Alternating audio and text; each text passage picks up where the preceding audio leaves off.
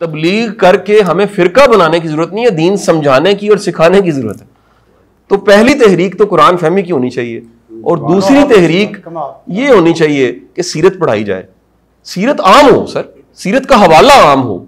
और तीसरी सबसे बड़ी जो खूबसूरत बात है कि आज का ये सबसे अहम बात, सारी मैं बड़े अदब के साथ ये गुजारिश पेश करने लगा हूं कि उलमा को मॉडर्न लोगों को अपने से दूर नहीं करना चाहिए।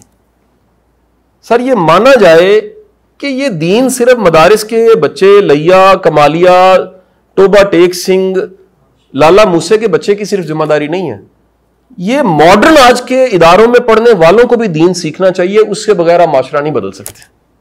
यानी दीन सिर्फ माड़ों का हो जाए और जिनके पास दीन नहीं है वो इख्तियार में और इख्तिदार में बैठे हों, समाज कभी ठीक नहीं होगा। जिंदगी शऊर से, अल हिक्मा इंटरनेशनल।